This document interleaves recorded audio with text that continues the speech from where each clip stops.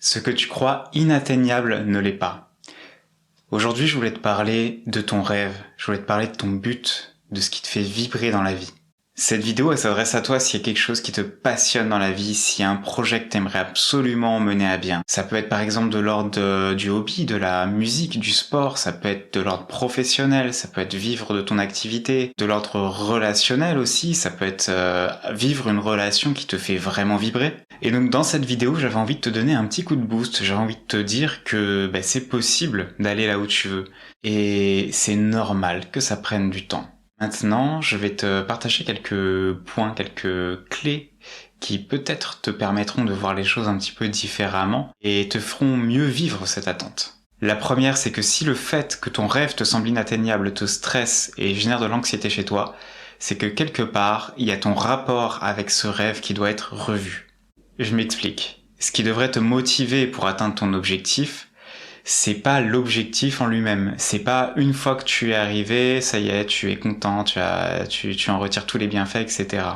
C'est une source de motivation, mais ça doit pas être la seule source de motivation. Ce qu'il faut qui te motive, c'est le plaisir de faire et le plaisir d'avancer. La tâche en elle-même, je sais pas ce que tu fais, mais elle est pas forcément agréable tous les jours. À un moment, il y a toujours des moments où on a l'impression que ça avance pas, on a l'impression qu'on va dans le mur, et on se demande même, peut-être que je devrais changer d'objectif, peut-être que ce truc-là, c'est pas fait pour moi. Et c'est une phase complètement normale. Maintenant, moi, je t'invite à aller trouver l'agréable dans le désagréable. À trouver qu'est-ce qui pourrait être agréable dans la réalisation vraiment concrète. Par exemple, tu es joueur de basket, tu vas t'entraîner, tu vas mettre des paniers, etc. Et tu vas te relier à la sensation que c'est de prendre la balle, de dribbler, de lancer la balle. Donc ça, c'est vraiment la base pour en quelque sorte supporter le fait que ton objectif soit très lointain. C'est revenir dans le moment présent et profiter de ce que tu fais.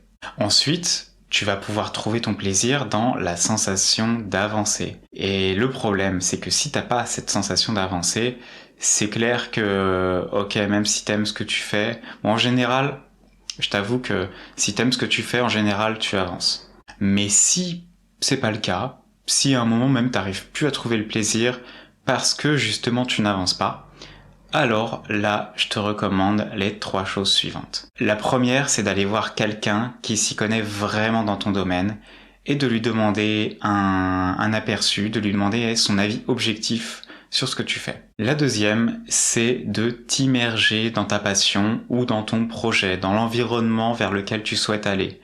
Si par exemple ton but c'est de développer une entreprise, rejoins des cercles d'auto-entrepreneurs, d'entrepreneurs, va rencontrer des personnes qui sont là-dedans, même si c'est pas vraiment leur domaine d'expertise, même si vous êtes dans 2 branches un petit peu différentes, déjà tu vas être dans une dynamique, parce que tu vas t'être mis en mouvement, et ça c'est vraiment le plus important, se mettre en mouvement. Et la troisième chose que je te conseille, c'est de tout arrêter pendant 3 jours. Pendant 3 jours, tu oublies tout.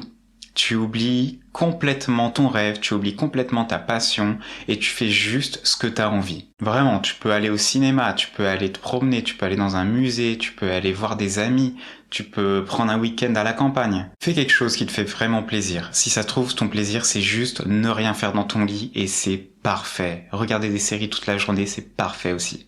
Mais oublie ton objectif.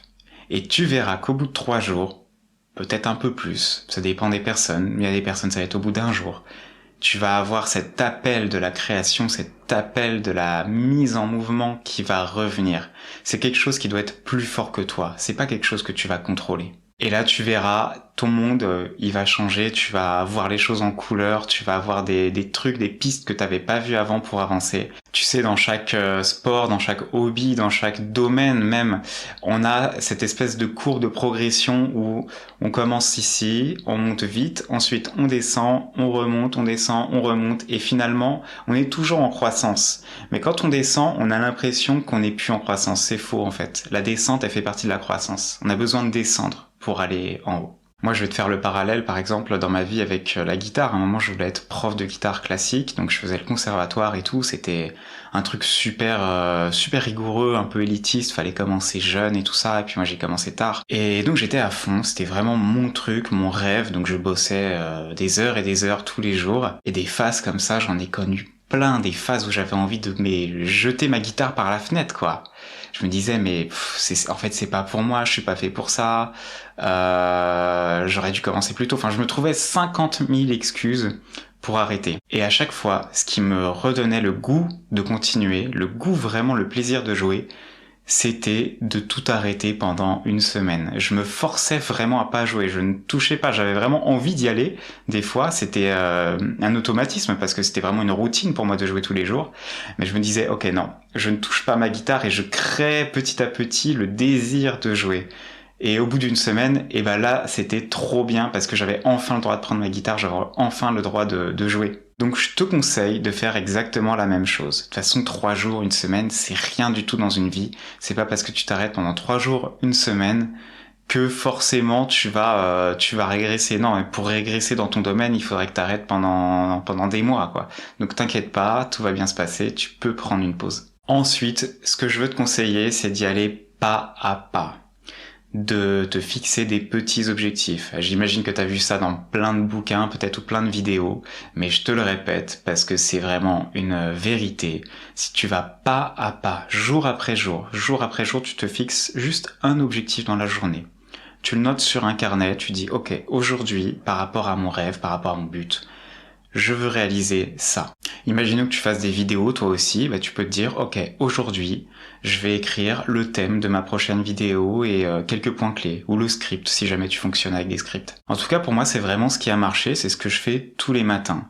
Parce que si je reste concentré sur mon but final, sur le haut de la montagne, mais c'est déprimant quoi, parce que tu te compares, tu te dis bon, je suis là, il me reste tout ça à parcourir, je sais même pas comment je vais le faire, je sais pas combien de temps je vais mettre pour y arriver. Alors bien sûr, il faut que ce soit un petit peu construit quand même. Tu as ton but, il faut que tu saches qu'est-ce que tu as comme étape intermédiaire, comme grosses étapes intermédiaires. Mais vraiment là, je te conseille, si jamais tu manques de motivation, si t'es vraiment dans une période down, c'est de te focus sur une tâche après l'autre, un jour après l'autre, des petites tâches. Tu rentres dedans, vraiment rentre la tête dans le guidon. Ne regarde pas en haut, ne regarde pas l'objectif. Regarde juste tes pieds, si ça fait penser à, imaginons quelqu'un qui a peur du vide et qui doit marcher sur un fil. Ne regarde pas le bout, ne regarde pas le vide, regarde juste tes pieds, un pas après l'autre, et tu verras en quelques mois, peut-être quelques années, peut-être même quelques jours, je sais pas, ça dépend ce que tu vises. Tu diras, ah ouais, ok, j'y suis arrivé, c'est bon. Et ce sera passé crème. Aussi, ce que je voulais te dire, c'est souviens-toi là où t'étais il y a plusieurs années, 3 ans par exemple. C'était quoi tes compétences il y a 3 ans? Si ça se trouve, t'en étais au point 0, alors que là, t'as déjà appris plein de choses. Et là, je te parle pour un domaine, un projet, mais ça peut être aussi dans ta vie en général. Si ton objectif, c'est d'être bien dans ton corps et d'être bien avec toi-même, mais regarde, qui t'étais il y a 3 ans? Comment tu vibrais il y a 3 ans? Quel genre de personnes t'avais autour de toi? Quel était ton environnement? Et je suis persuadé que ça a changé, je suis persuadé que t'as évolué et que en 3 ans, t'as fait des trucs de fou. Et si jamais t'as du mal à le voir, demande à tes amis, demande à tes proches, est-ce que tu crois que j'ai progressé là depuis 3 ans sur tel point ou telle chose? Normalement oui, si c'est quelque chose qui te tient à cœur, que t'as pratiqué, c'est obligé que tu aies progressé.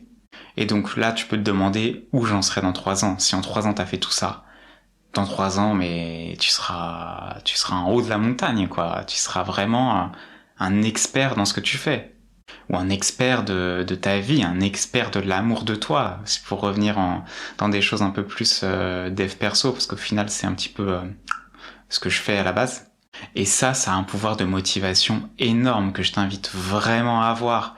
Tu peux aussi tenir un journal de gratitude toutes les semaines, ou même pour l'année, tu peux le faire une fois par an si t'as envie, là on arrive à la fin de l'année en plus, donc c'est parfait. Tu peux dire, ok, tu notes tout ce que tu as réalisé d'important pour toi cette année. Et ce cahier, tu le reprends tous les ans. Et tous les ans, tu notes. Et au bout de 10 ans, bon, ça fait un peu long, hein, mais au bout de 10 ans, je pense que tu seras mais complètement dans une autre sphère, quoi, une autre dimension. En tout cas, moi, c'est quelque chose que je fais beaucoup, j'écris beaucoup mes états d'esprit, etc. Et quand je reprends mes cahiers d'il y a 3-4 ans, mais c'est incroyable, quoi. J'ai même plus la même manière de m'exprimer, j'ai plus la même manière d'écrire. Ce que je fais maintenant, c'est beaucoup plus ancré, c'est beaucoup plus, je sais pas, authentique, puissant. Et donc quand j'ai un petit coup de mou, je me reconnecte à ça, je relis mes anciens cahiers et je me dis « Ah ouais, quand même, c'est vrai que j'ai avancé ». Donc pour conclure, arrête de te prendre la tête, avance, avance, avance, fais un pas après l'autre, regarde le chemin parcouru, et t'inquiète pas, la lumière va arriver, c'est certain. Voilà, c'était juste une petite vidéo spontanée comme ça, j'avais l'élan de te partager mon énergie, ma motivation, j'espère que ça t'a servi. Et si oui, tu peux me mettre un petit j'aime ou un petit commentaire, ça me ferait plaisir. Et puis sinon, je te retrouve à bientôt pour une prochaine vidéo. Ciao!